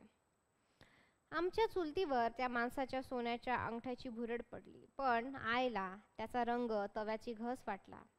त्यावरनं दोघीचा जो काही आहे तो वाद सुरू झाला. नंतर केव्हा तरी वडील आले, तेव्हापर्यंत खूप वाद रंगला होता. पण माझी पोरगी झाडूवाल्याला देण्यापेक्षा एखाद्या मास्तर हमाराला देईल असे म्हणून वडिलांनी त्या वादावर काय केलेलं आहे, पडदा टाकलेला आहे. आता आपल्या मामाच्या गावच्या बायाच्या माहेरचा मुलगा चुलत्यांनी नाकारला म्हणून गोविंददादालाही खूप राग आला होता. अशा प्रकारचं जे काही आहे. आता त्यानंतर बाबांनी आईच्या माहेरचा, आईच्या म्हणजे आई असं लक्षात घ्यायचं आहे. तर बाबांनी आईच्या माहेरचा मिऱ्यावरचा मुलगा पसंत केला. कोणासाठी? शांती अक्का. शांती अक्का कोण होती? बहीण होती. हे आपल्याला माहीत पाहिजे. लिहून घ्यायचं आहे की शांती अक्का लेखिकेची बहीण. तर मिऱ्यावरच्या दलितांमध्ये 7वी व्हर्नॅक्युलर फायनल पास झालेला तो खलातपट्टीतला पहिला मुलगा होता. त्याला 2 बहिणी, आई, वडील असं त्यांचं आटोपतशीर कुटुंब होतं. नाव ठेवायला जागा नव्हती, पण मिऱ्यावर पाण्याचा दुष्काळ होता. डोंगरावर घर आणि खालून समुद्राला मिळालेलं झऱ्याचं पाणी. वर डोंगर नेताना सुनेच्या तोंडाला फेस यायचा. काहींना TB सुद्धा व्हायचा. कारण काय की पाण्याचा दुष्काळ आणि डोंगरावर खालून पाणी. मग काय होतं की झऱ्याचं पाणी, मग नंतर ते समुद्राला मिळालेलं वगैरे, ह्या प्रकारचं जे काही पाण्याचे प्रॉब्लेम होते ते. मात्र वेगळ्याच कारणासाठी चिडली होती. तिला कुटुंबाची अगदी नालीपुली माहीत होती. त्या मुलाचे 4 चुलते, बायका, मुलं असं मोठं कुटुंब एकत्र राहत होतं. घरात प्रचंड दारिद्र्य होतं. शेती नव्हती. गावकीची काम करायची, कुठून तरी कुणाला तरी लाकूड फोडून मोलमजुरी करून जराशे तांदूळ बिंदूळ विकत आणायचे. ते एका मडक्यात शिजवून कसल्या तरी फडकवणी साराबरोबर एकाच ताटात सगळ्या पुरुषांना जेवायला वाढायचं आणि सगळे पुरुष 2 पायावर उकिरड्यावर जेवायला बसायचे. पण हे जेवण जरा वेगळं होतं. हे सगळे पुरुष एकत्र जेवायला बसायचे आणि प्रत्येक जण घास मोजून जेवायचे. तू 2 घास घेतलेस, आता तू थांब, याला घेऊ दे, किंवा मगाशी घेतलीस, मी नाही घेतलंस, आता मला, असं संभाषण चालायचं. एखाद्यानं जरी घास जास्त घेतला ते आपापसात काय कडाडून भांडायचे. जसं की लहानपणी बघा, आई वडिलांनी काहीतरी खाऊ दिला की कसं भाऊ बहिणी, बहिणी बहिणी, भाऊ भाऊ, भाऊ बहीण कसे भांडतात त्या प्रकारे. त्यामुळे त्यांचे घासमोसे आणि त्यांच्या घराला घासमोशांचं घर असं नाव पडलं.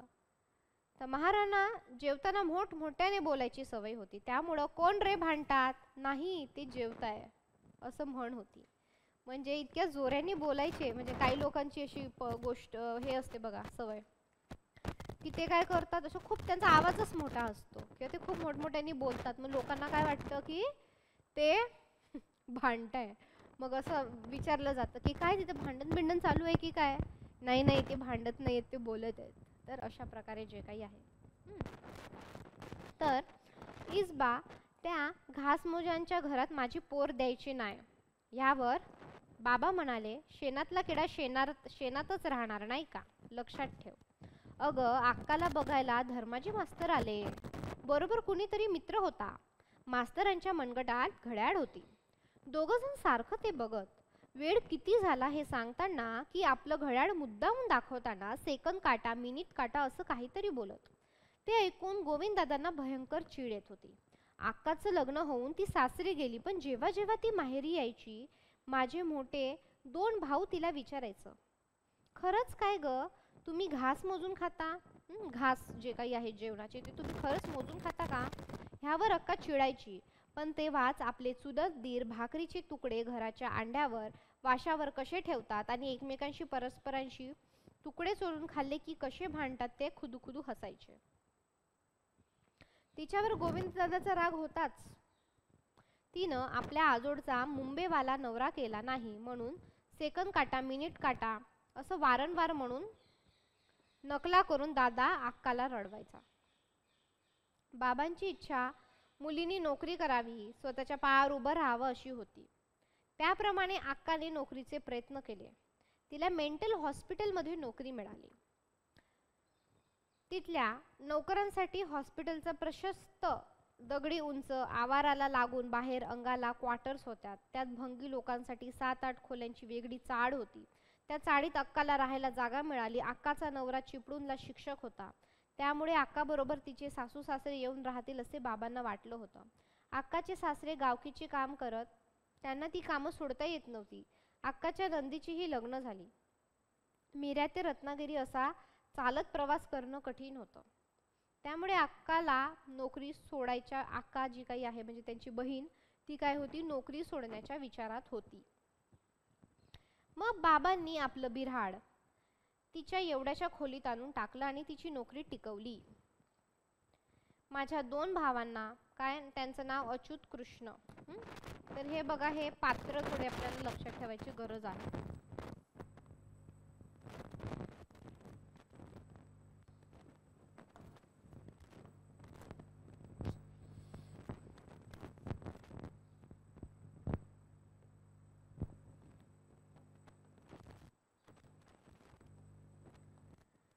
ठीक आहे, आयदान कोणाचं आहे? उर्मिला पवार.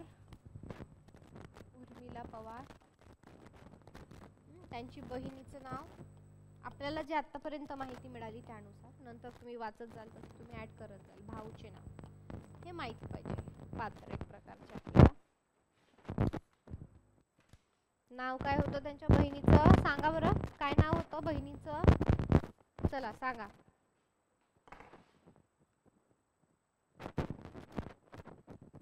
काय नाव होतं?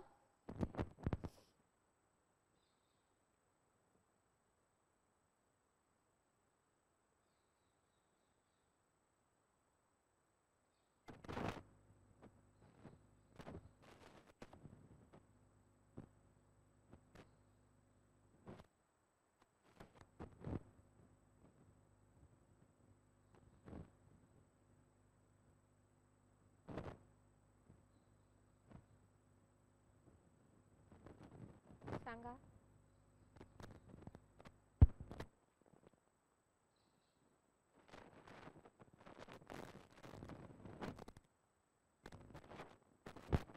बरोबर, काय होतं? शांती अक्का.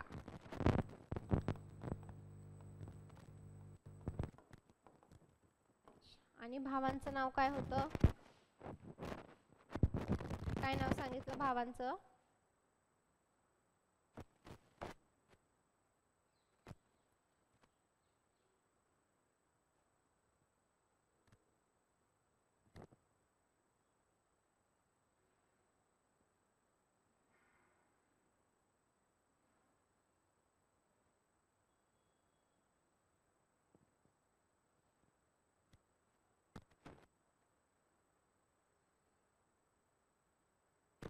सांगा.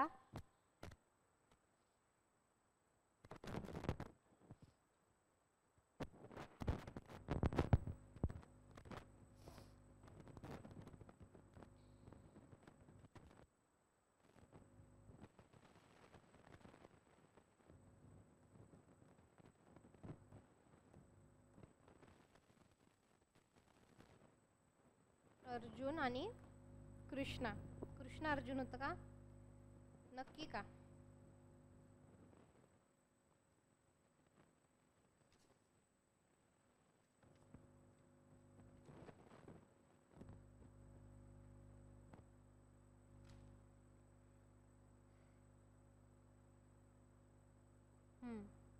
ठीक आहे.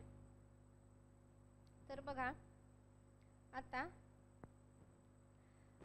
त्याप्रमाणे बाबांची इच्छा होती त्यांच्या की मुलींनी नोकरी करावी आणि स्वतःच्या पायावर जे काही आहे ते उभं राहावं अशी होती. आणि त्याच्यामुळं जे काही आहे की त्यांनी आपल्याला दिसून येतं की नोकरीसाठी प्रयत्न केले आणि त्या प्रयत्नांमधून जे काही आहे त्यांना मेंटल हॉस्पिटलमध्ये जी काही आहे ती नोकरी लागल्याचं आपल्याला इथं दिसून येतं. ठीक आहे. आणि भावांचं नाव काय होतं? अर्जुन आणि कृष्ण. हे पात्र आपले संवाद जे काही आहे पात्र आणि संवाद आपल्याला लक्षात ठेवणं महत्त्वाचं आहे. ठीक आहे. एकंदरीत याच्यावरून दिसून येते की जे लेखिकेचे वडील आहे त्यांना मुलीच्या शिक्षणाची मुलीच्या भविष्याची ज्या प्रकारे तळमळ होती त्यांचं चांगलं व्हावं आणि त्यांना जी काही नोकरी मिळालेली आहे मास्तरनीची तर ती नोकरी त्यांनी कुठल्याही परिस्थितीमध्ये सोडता कामा नये म्हणून त्यांनी जे काही केले गेलेले प्रयत्न आहे तर ते केले गेलेले प्रयत्न आपल्याला याच्यातून दिसून येतात. ठीक आहे. तर सॉरी अर्जुन आहे अच्युत असं येतं अच्युत. ठीक आहे.